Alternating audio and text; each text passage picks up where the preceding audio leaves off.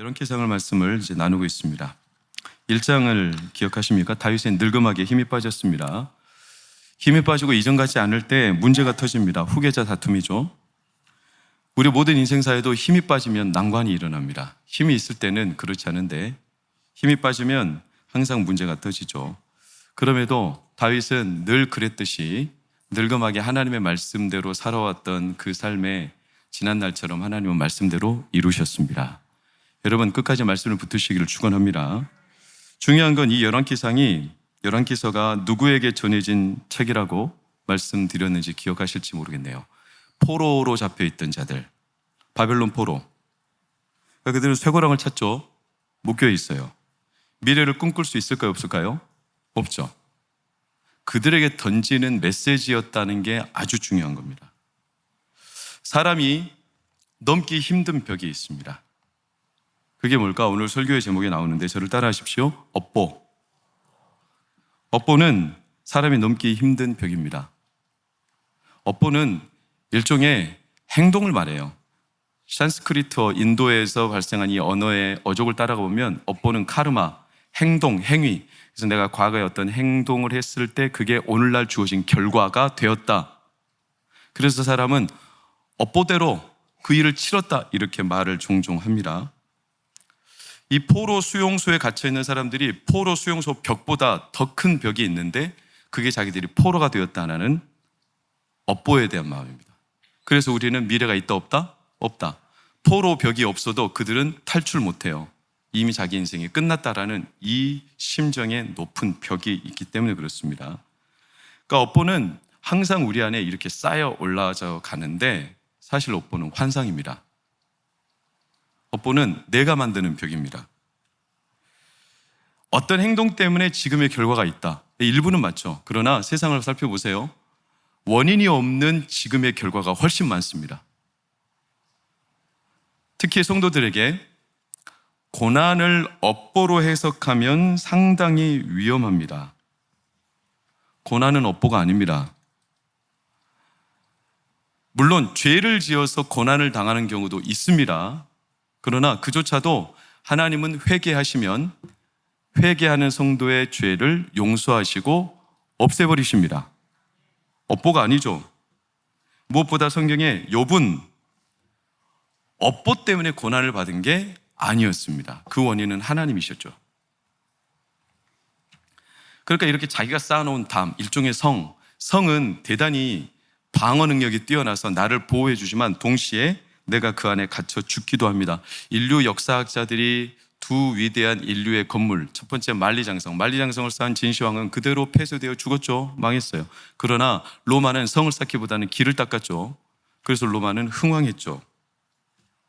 모든 갇혀있는 성은 나를 보호해 주는 것 같지만 그 안에 갇혀 있어서 매몰당하는 경우가 훨씬 많습니다. 무엇보다도 예수님은 자신을 담이나 벽이라고 말씀하신 적이 없어요. 내가 곧 길이라고 말씀하셨지 예수님이 내가 곧 담이라고 말씀하신 적이 없어요. 새로운 길을 내시죠. 그래서 에베소서 2장 14절 15절을 보면 예수님은 막힌 담을 허셨어요. 그리고 새 사람을 지으셨어요. 거기에 길을 내신 겁니다. 그래서 우리가 어떤 쌓은 담에 갇혀서 망할 존재들이 아니라 새로운 살 길로 우리를 이끄십니다. 이걸 우리는 통칭하여 은혜라고 합니다. 사람은 은혜 위에 설 때 단단해집니다. 성공에도 자만하지 않고 실패에도 좌절하지 않고 그럼에도 감사하고 그러지 않을지라도 감사하죠. 왜냐? 이 모든 게 다 은혜라고 믿기 때문에 그렇습니다. 여러분, 은혜가 회복되기를 축원합니다. 인생은 업보가 아닙니다.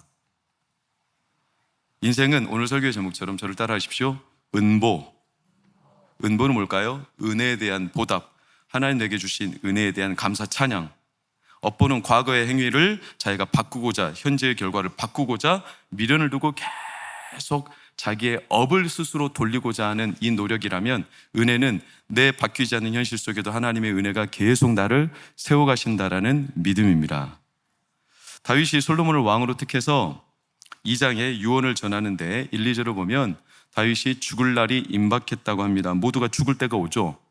말씀을 띄워놓으세요. 죽을 날이 오는데 여러분, 죽기 전에 꼭 내가 할 말을 생각해 놓으시기를 축복합니다. 죽을 때 말할 게 생각이 안 나요. 하다가 끝나버려.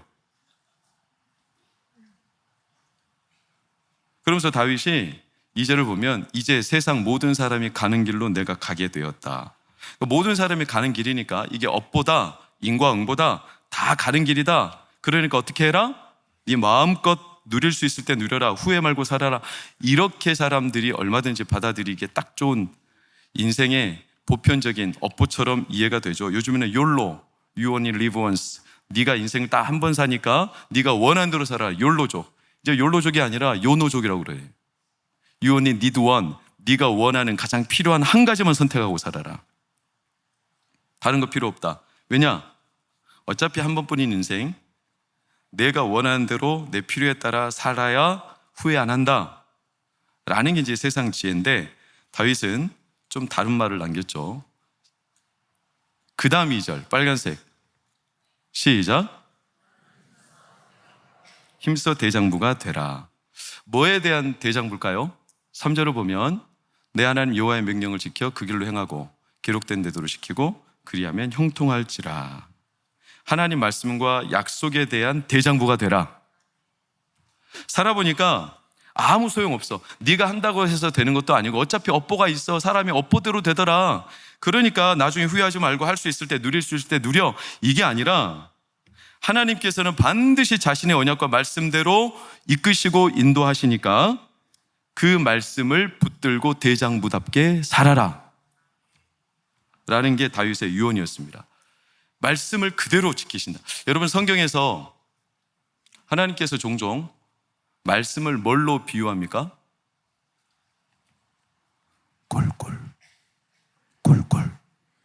꿀로 비유합니다. 꿀.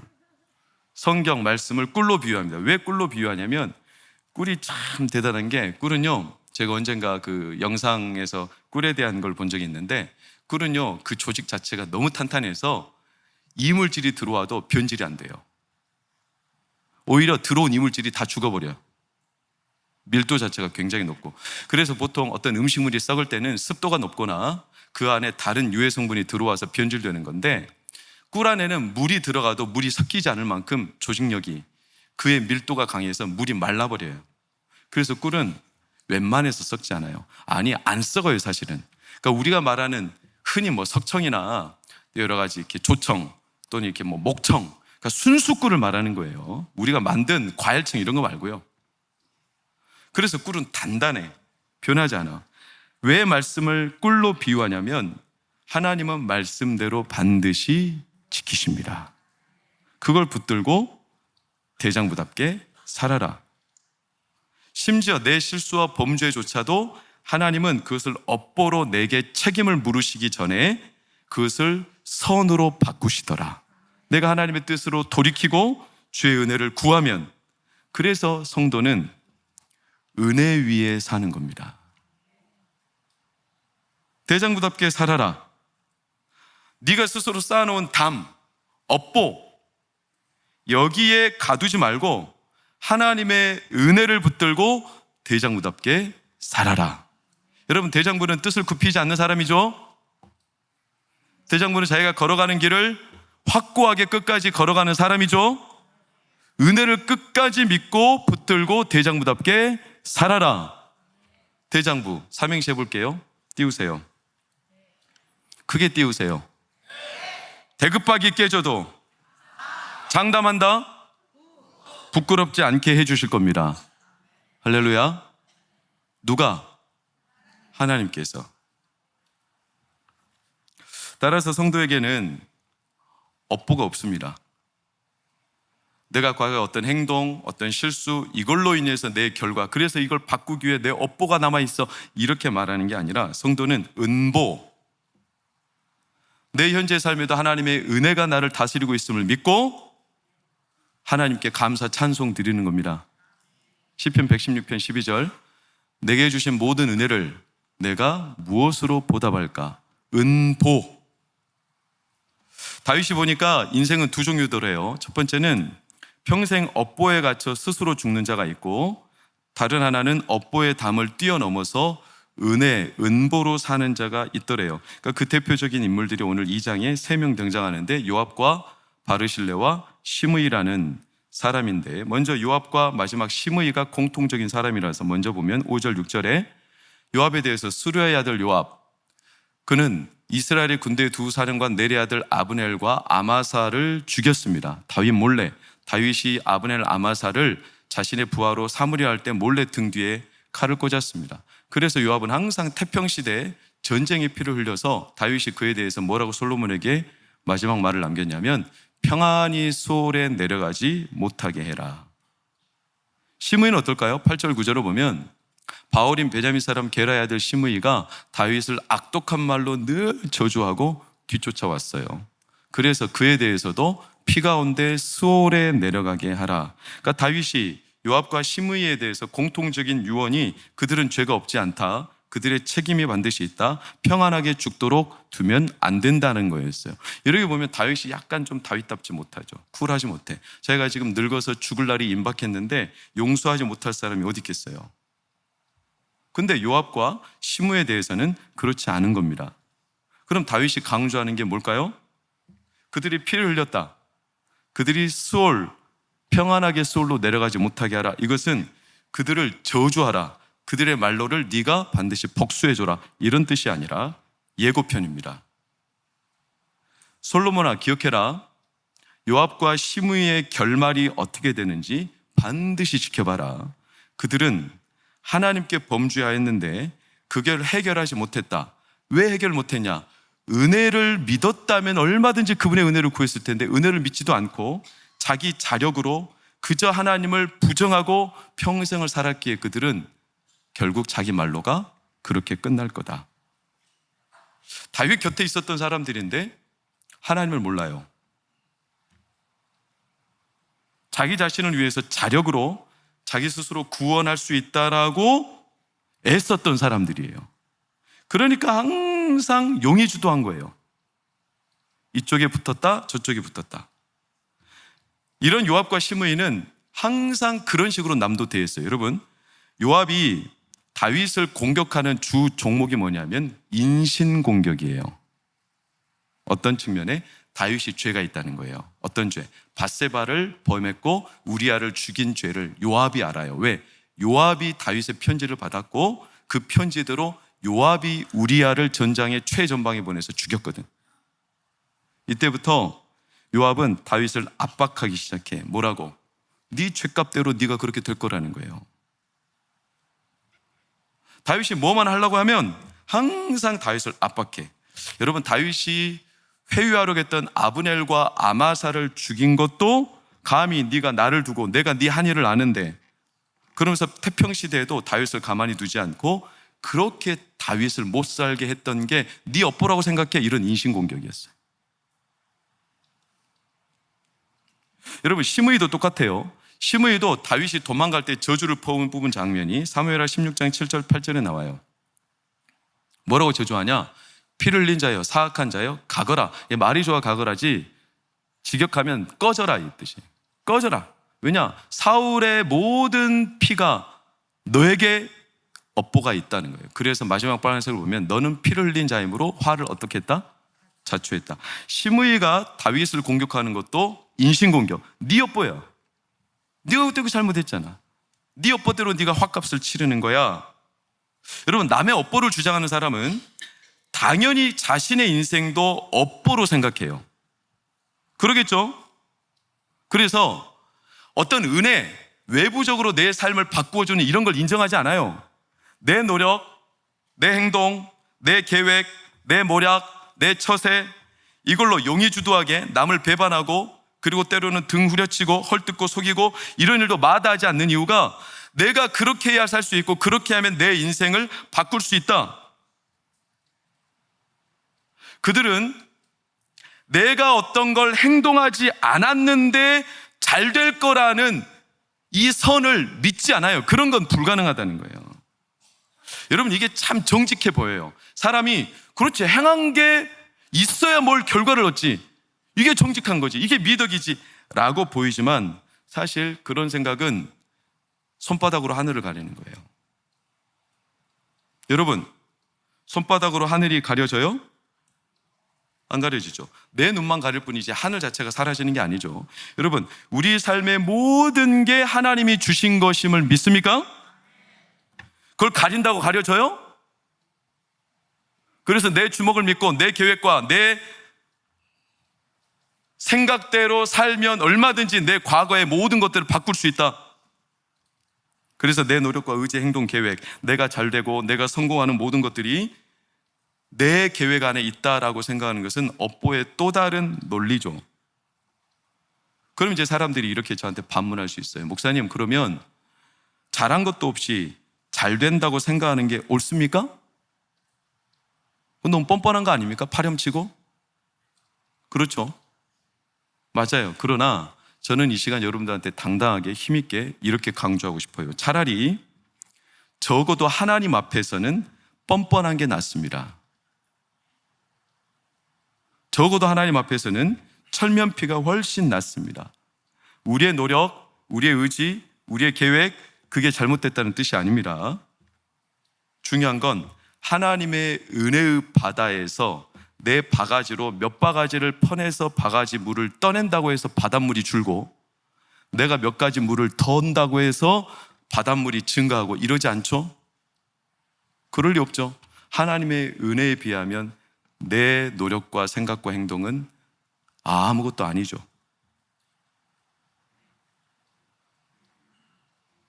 어떤 할머니가 폭염 속에 택시를 잡는데 택시가 안 잡히니까 길가에 오랜 시간 있는데 이 할머니를 측은하게 여긴 한 기사가 지나가다가 할머니 너무 힘들어 보여서 짐을 낑낑 들고 택시를 못 잡는 할머니에게 태워드린 거예요. 그래서 댁까지 모셔드리겠다는 거예요. 차비 안 받고. 할머니가 너무 고마웠어요. 그런데 할머니가 택시 안에서 짐을 계속 들고 있는 거예요. 낑낑대면서. 할머니 짐 내려놓으세요. 아이고 기사 양반, 공짜로 탄 것도 미안한데 어떻게 체면없게 짐까지 내려놔. 우리가 혹시 그러고 있는지 몰라요. 다윗은 누구보다 잘 알았어요. 그래서 다윗은 심지어 뭐라고까지 말하냐면 로마서 4장 6절에서 8절을 보면 심지어 일한 것이 없는데 하나님이 잘되게 하시는 복을 언급하고 있어요. 여러분, 그러면 다윗이 일한 게 있어요, 없어요? 있지. 얼마나 많은데 다윗이 일한 게. 다윗이 일한 게 엄청 많아요. 십수년을 고생하고 광야 길바닥에서 헤매고, 그런데도 다윗이 일한 게 없다라고 말하는 것은 하나님이 주신 은혜에 비하면 내 것은 아무것도 아니더라. 그 은혜로 내가 여기까지 올 수 있었다. 그러니 솔로몬아 기억해라. 업보가 아니다. 은보다. 그래서 다윗이 솔로몬에게 4절을 남긴 거예요. 뭐라고 합니까? 그들의 길을 삼가 마음을 다하고 성품을 다하여 진실이 내 앞에서 행하면 하나님께서 확실히 이루시리라. 여러분, 왕이 될 아들 솔로몬한테 우리가 집만 떠나도, 아들들한테 여행만 떠나도 얘야 이거 챙겨라 저거 챙겨라, 너 저기 가면 위험하다, 이러지 말아라, 너 이거 있어야 살 수 있다, 이거 해야 잘 된다. 아니 지금 잠시 떠나는 것도 얼마나 많은 요구가 있고 얼마나 많은 것도 우리가 가르쳐 주려고 했었는데 지금 한 나라의 왕이 되는 솔로몬한테 얼마나 할 말이 많겠어요. 근데 한 말 하나도 안 하고 딱 한 가지, 뭐냐? 솔로몬아 기억해라. 하나님의 길을 신뢰해라. 하나님이 이끄신다. 그러니까 이런 측면에서 요압과 시므이는 그들의 말년에 평안히 살지 못할 거다. 왜냐? 솔로몬한테 복수를 해주라는 유언이 아니라 솔로몬아, 요압과 시므이의 말로를 똑똑히 지켜봐라. 그들은 교육용 교재다. 하나님의 은혜를 부정하고 내 생각, 내 계획대로 이쪽으로 빌붙었다 저쪽으로 빌붙었다, 언제나 자기가 용의주도하게 계획하고 생각했던 자기 업보처럼 그렇게 살았던 자들이 결국에는 파멸된다는 것을 네가 보게 될 거다. 만약에 요압과 시므이라도 하나님의 은혜를 믿어서 하나님께 은혜를 구했다면 하나님이 그들을 살리셨으리라. 그러나 그들은 그러지 않았다. 여러분, 다윗은 이 하나님의 은혜를 얼마나 선명하게 알았는지 몰라요. 그래서 놀랍게도 사도행전 2장 29절에서 31절을 보면 다윗을 뭐라고까지 일컬으냐면 다윗은 선지자래요. 선지자는 하나님의 말씀을 대언하는 자죠.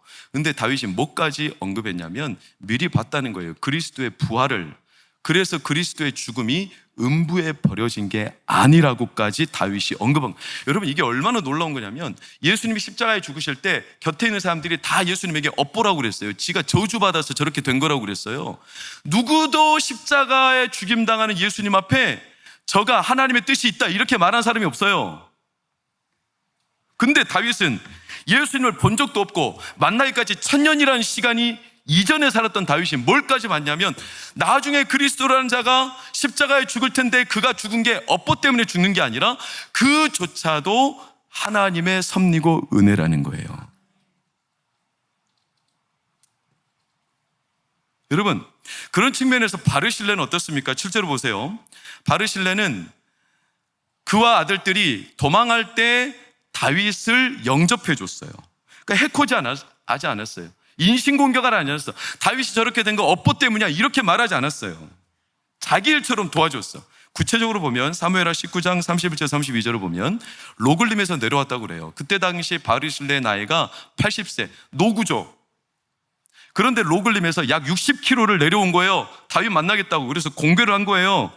그럼 그 이유가 다윗한테 잘 보여가지고 혹시라도 청탁의 기회로 삼고 자기가 뭔가 업을 바꿔보려고? 업보처럼? 그렇지 않아요. 35절을 보면 바르실레가 이렇게 말하죠. 내가 지금 나이가 80세인데 어떻게 좋고 흉한 것을 분간할 수 있으며 음식의 맛을 알 수 있사오리까? 어떻게 다시 노래하는 남자나 여인의 소리를 알아들 수 있사오리까? 쉽게 말하면 나는 이제 나이가 많아서 바라는 게 없어요. 다윗아, 오해하지 마세요. 내가 당신한테 내려온 것은 그저 당신 곁에 당신을 위로해주고 싶었을 뿐이에요. 왜?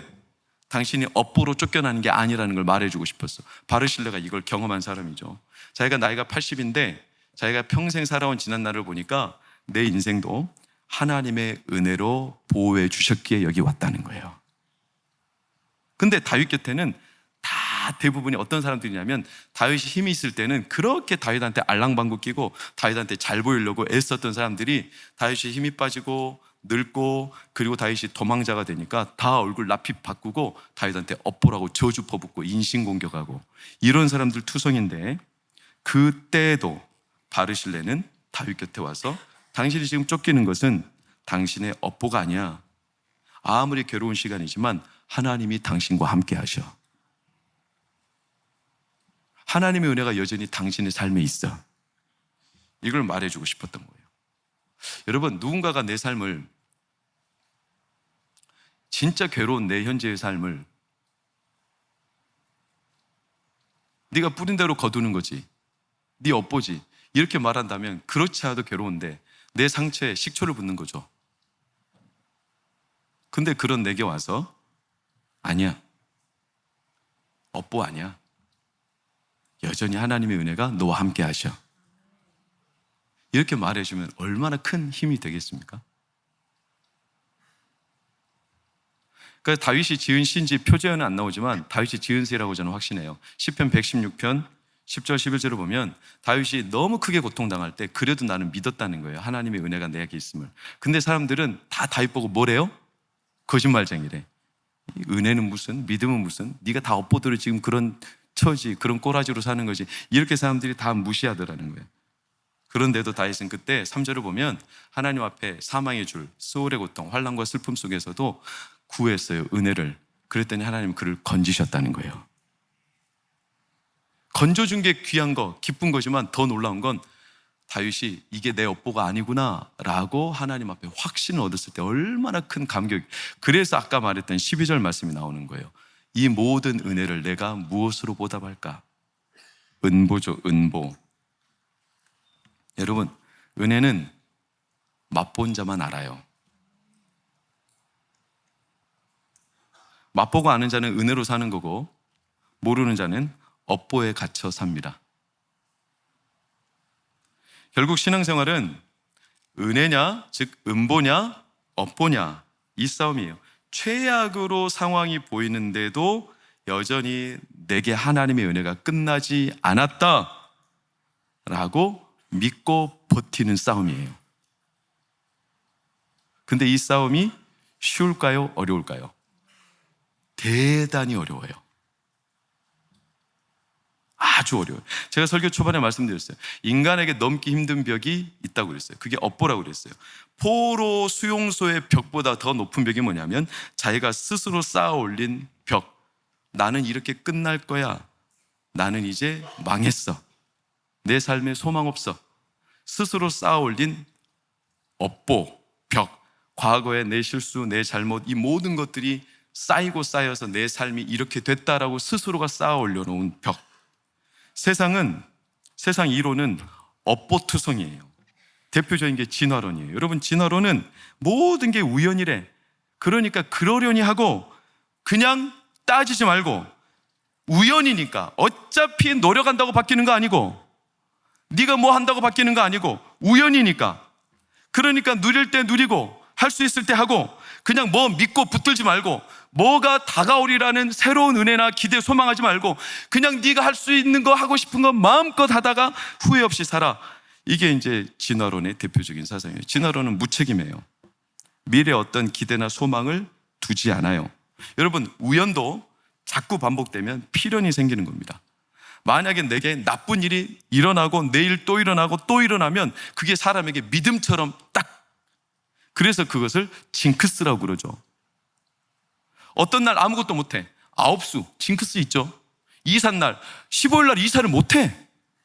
왜냐하면 그날 하면 집안 망한다는 거예요. 그게 딱 쌓이고 쌓여서 하나의 업보처럼 넘지 못하는 벽. 이게 말도 안 되는 논리인데 이걸 사람들이 믿어요. 그래서 뛰어넘지 못해. 그런 가장 강력한 업보, 말도 안 되는 논리가 세상을 지배하고 있어요. 그런 논리 가운데 가장 우스갯스러운 코믹한 노래가 우리가 잘 아는 원숭이 엉덩이는 빨개예요. 원숭이 엉덩이는 빨개. 빨간 건 사과, 사과는 맛있어. 맛있는 건 바나나, 바나나는 길어. 기는 거는 기차, 기차는 빨라. 빠른 것은 비행기, 비행기는 높아. 높은 것은 백두산. 그러니까 원숭이는 백두산이래.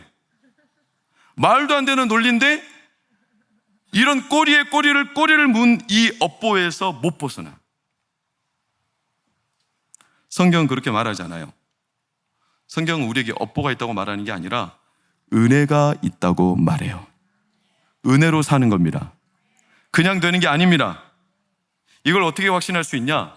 십자가를 통해서 확신하는 겁니다. 십자가에서 하나님은 모든 죄의 업보와 문제를 해결하셨습니다. 사람들은 십자가에 달린 예수님을 보면서 저주받은 자라고, 즉 업보 때문에 죽은 거라고 외쳤습니다. 근데 하나님은 그런 업보 때문에 죽은 자라고 조롱당했던 예수님을 죽은 자 가운데서 살리셨습니다. 그 말즉슨 이제 더 이상 업보가 아니라는 걸 확실시 하신 겁니다. 그래서 바울이 강력히 선언하는 거예요. 죄와 사망의 법이 아니라 생명의 성령의 법이 너를 해방하였습니다. 종종 남은 고난이 있지 않냐 이렇게 반문하는 성도들이 있습니다. 바울이 언급한 거죠. 골로새서 1장 24절 그리스도의 남은 고난. 아니 십자가에서 죄와 모든 저주의 업보를 다 해결했다고 하셨는데 남은 고난은 뭐냐? 아직 남아있는 거 우리가 해결해야 되는 게 있네. 그것 때문에 내가 지금 이렇게 고난당하는 거네. 여기에서 넘어가지를 못해요.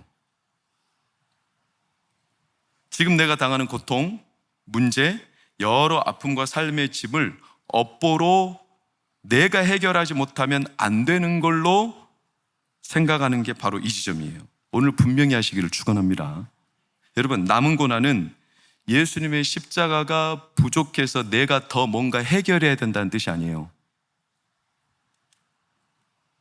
아직 뭔가 더 남아있다라 이런 뜻이 아니에요. 십자가는 완벽하게 일을 마쳤습니다. 모든 율법의 저주에서 우리를 해방시켰습니다. 더 이상 우리가 죄의 업보를 져야 될 게 없습니다. 근데 이런 거죠. 집을 지었습니다. 집을 짓는 게 힘들까요? 집에 들어가서 평생 유지, 보수하고 가정을 꾸려 사는 게 힘들까요? 빨리 두 번째라고 하세요. 첫 번째, 두 번째. 두 번째. 이렇게 하면 잘 이해를 못 하시더라고요. 가장 친숙한 예로, 자, 다이어트를 했어요. 그래서 8kg를 뺐습니다. 제가 요즘에 살이 많이 빠졌죠? 제가 통뼈라 그렇게 안 보이는데 원래 한 77kg 이렇게 나갔었는데 지금 이제 70kg. 저 불쌍히 얘기 좀 하세요. 요즘에 몸이 가벼워서 너무 좋아. 예전에 못 입던 옷도 다 입을 수가 있고. 다이어트를 했어요. 여러분, 다이어트를 하는 게 어려울까요? 다이어트 된 몸을 유지하는 게 어려울까요? 그거 어떻게 그렇게 잘 알아? 집 이야기 할 때는 하나도 모르시더만. 왜냐하면 다 실패해 봤거든. 우리 몸은 신기한 게 뭐냐면 가장 뚱뚱할 때를 본능적으로 몸이 기억한대요. 그때 우리의 몸의 컨디션과 우리의 조직이.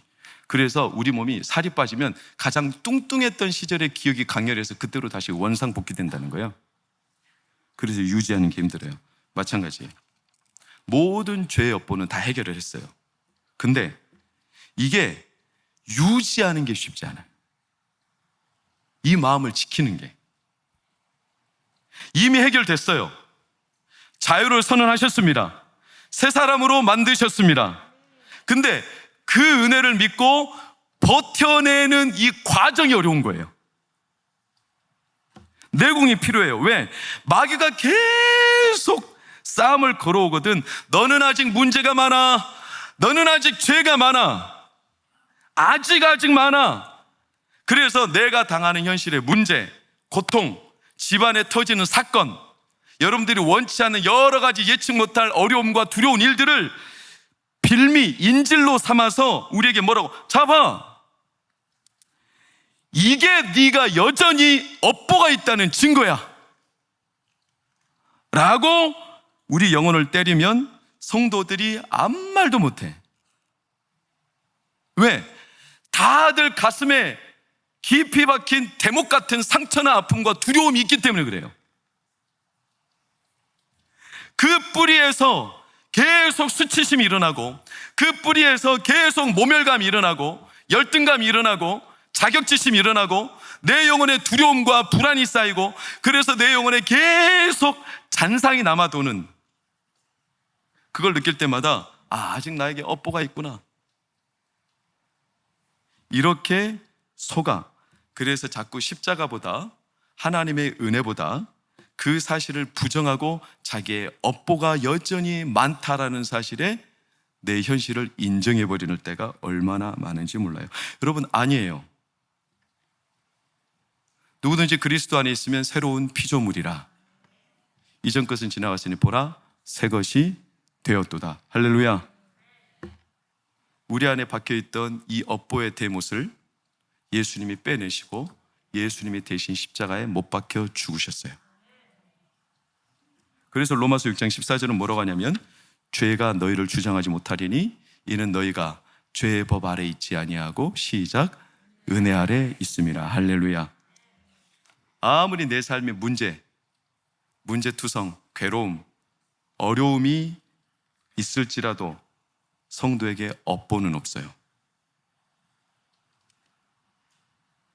나는 하나님의 은혜 아래 있다는 사실을 믿고 버티는 겁니다. 이게 힘든 싸움인 거예요.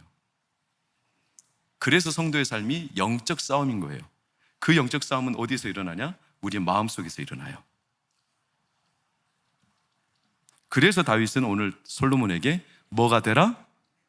대장부가 되라. 싸워 버텨라. 대장부가 되라. 엄청 힘들다. 그거 버티고 유지하는 게 레슬링. 옛날 때 고대 이 씨름 레슬링은 한쪽이 죽어야 끝나는 씨름이에요. 이 싸움이 끝까지 가는 거예요. 사단은 이미 2000년 전에 모든 그의 권세가 땅에 추락했는데도 불구하고 여전히 우리 앞에 으르렁대요. 자기가 진 걸 알기 때문에. 그러나 성도는 그 으르렁대는 걸 내가 지지도 않았는데 먼저 겁부터 먹어. 다윗은 그래서 솔로몬한테 대장부가 되라고 한 거예요.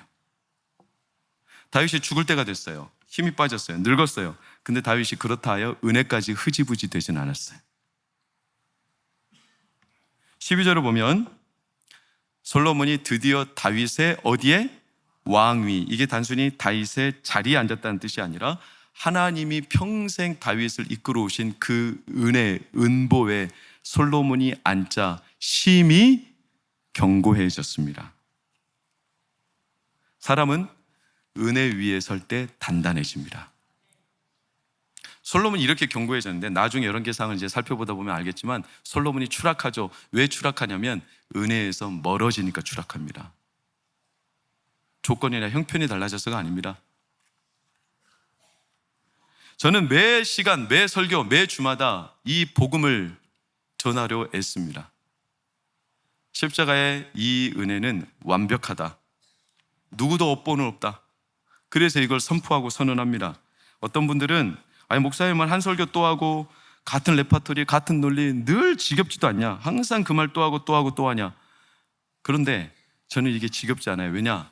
성도의 삶은 평생 업보냐 음보냐의 싸움이 있기 때문에 그래요. 더 중요한 것은 내가 지금 그 진행형 가운데 있기 때문에 그래요. 저도 이 싸움을 싸우고 있어요. 근데 여러분 생각해 보세요. 제가 이 싸움을 담대하게 싸워서 우리 삶은, 제 삶은, 내 인생은, 우리 가정은 하나님이 은혜로 이끌어 가신다는 것을 내가 확신해야, 내가 그걸 경험적으로, 지식적으로, 인격적으로 온 영혼이 확신을 해야, 그래야 이 강단에서 나가는 메시지가 여러분을 살게 하지 않겠습니까? 내가 흐지부지하고 내가 그런 은혜에 대한 확신이 없고 나도 업보 때문에 이러나 보다 이렇게 마음이 조마조마하고 내가 뒤엉켜서 내가 불안에 쫓기면 어떻게 말씀을 제대로 전할 수가 있겠어요? 저는 이 싸움을 지금도 전하고 있고 이 싸움을 지금도 진행하고 있어요. 제 아내가 지금 병원에 입원 중이거든요. 화요일 날 입원했어요. 근데 이제 아내가 이제 밤중에 통증에 주로 밀려오거든요. 그러면 이제 신음소리가 나가죠.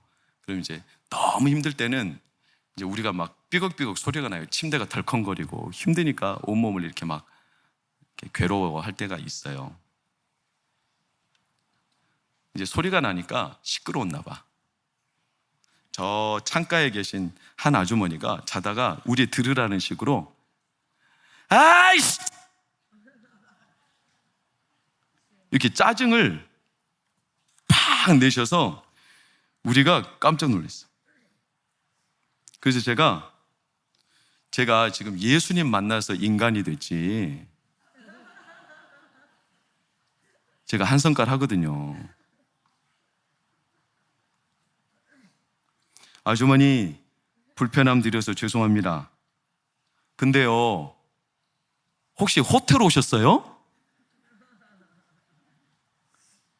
VIP 룸 오셨어요? 아니 불편하시면 저기 산속 요양원이나 호텔 호캉스를 가시지. 6인실, 다인실이 다 그렇지. 여기 아픈 사람들 투성인데 다 자다가 통증이 오면 자다 깨다 신음소리 나고 아파서 삐걱삐걱 대고 그러는 거를 그 사람들이 그렇게 뒤틀리고 울고 아파하는 게 자기가 그러고 싶어서 그러는 것도 아니고, 아니 아줌마 그거 몰라서 왔어요? 라고 내 속으로만 말했어요. 속으로만 말을 못했어. 두려워서. 내가 어떻게 그 말하겠어요. 제가 이렇게 약해요. 솔직히 그렇게 말을 못하겠더라고. 그래서 아내 휠체어를 끌고 그 병원의 13층에 그 교회가 있어요. 기도실이 있거든. 베데스다 홀이라고. 거기는 24시간 오픈되어 있어. 거기에 갔어요. 아내랑 나랑 거기에 앉아서 찬양 소리가 엄청 크게 울리는 그 작은 홀에서 아내도 펑펑 울고 나도 펑펑 울고 한 1시간쯤 기도했을까요? 한 5시 됐더니 진짜 위로가 되는 게 뭐냐면 그 병원의 원장님이 그 기도실에 와서 아침 일찍부터 교회를 돌아다니며 기도를 하시더라고. 이게 왜 이렇게 천군만마처럼. 저는 이제 눈치는 보진 않아요. 근데 너무 아프고 힘들고 괴로워도 신세한탄하지 않아요. 여전히 이게 업보냐? 이 괴로운 현실이 뭔가 잘못된 결과냐? 그래서 나에게 찾아온 어려운 일들이냐? 이 업보냐 음보냐의 싸움은 지금도 계속되고 있어요. 그러나 저는 마음의 어느 순간 확실해진 게 있어요. 업보 아니다. 이렇게 괴로운 현실과 어려운 현실이라도 하나님은 여전히 함께 하신다. 하나님의 은혜가 있다. 은보다 그 사실을 믿기 때문에 기도하는 거예요. 성경에 그랬어요. 핏덩이라도 살아있어라. 진짜 치열하게 죽을 수밖에 없는 갓난쟁이가 핏덩이로 땅에 떨어져 죽어가는 게 에스겔서 말씀에 나오는데, 그 핏덩이에게 하나님 그러셨어. 핏덩이라도 살아있으면 내가 너 건지리라. 이 싸움을 싸우는 겁니다. 업보 아니에요. 여러분, 성도에게 업보는 없어요. 아무리 여러분의 삶이 지금 치열하게 괴로워도 업보 없어요. 하나님의 은혜만 있습니다. 그러니 은혜가 회복되기를 축원합니다. 은혜로 사는 겁니다. 여러분의 가정, 자녀, 여러분의 인생 여정이 은혜로 다시 새로워지기를 예수님 이름으로 축복합니다. 기도하겠습니다. 하나님, 은혜로 삽니다. 업보는 없습니다. 지금 현실 때문에 괴로워하는 이들이 있을 겁니다.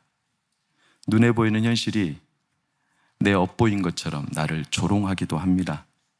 그러나 누구든지 그리스도 안에 있는 자에게 결코 정죄함 없고 생명의 성령의 법이 죄와 사망의 법에서 해방하였음을 믿습니다. 우리가 죄 아래 있지 아니하고 은혜 아래 있음을 확신합니다. 더 이상 죄가 우리를 주장할 수 없습니다. 왜냐하면 십자가에서 예수 그리스도의 은혜가 완성되었기 때문에 그렇습니다. 이 시간 괴로운 이들 예수님 초청합니다. 가정에 아픈 이들, 삶에 무너진 이들, 마음속에 깊은 업보로 아파하며 스스로 담을 쌓아놓은 이들, 우리 사랑하는 하나님의 자녀들, 백성들, 동광교회 성도들, 이 시간 하늘을 열고 위로하여 주시옵소서. 그리고 그들에게 여전히 하나님 함께 하심을 보이시며 나타내시며 은혜로 함께 하심을 선명히 이끌어 주시옵소서. 그리고 우리의 삶에 이 은혜를 믿고 대장부처럼 담대히 살아가는 우리 모두가 되도록 주장하여 주시옵소서. 이제는 우리 주 예수 그리스도의 은혜와 하나님의 크신 사랑과 성령의 감화 감동 교통으로 평안 인도하심이 오늘 우리의 삶이 업보가 아니라 과거의 실수, 범죄, 잘못된 것들 덜어 있지만 그 때문에 우리에게 업보로 끝까지 저주로 이끄시는 게 아니라 오히려 십자가 위에서 다 사하시며 해결하시며 완성하시며 이제는 누구든지 예수 그리스도를 믿고 예수 그리스도 안에 있는 자마다 새로운 피조물임을 확신하며 그 은혜에 머물러 은혜를 붙들고 담대히 대장부처럼 살기로 소망하는 우리 모든 성도들, 그들의 가정과 자녀들과 우리 성도들의 장래 가운데 영원히 함께 하시기를 간절히 축원하옵나이다. 아멘.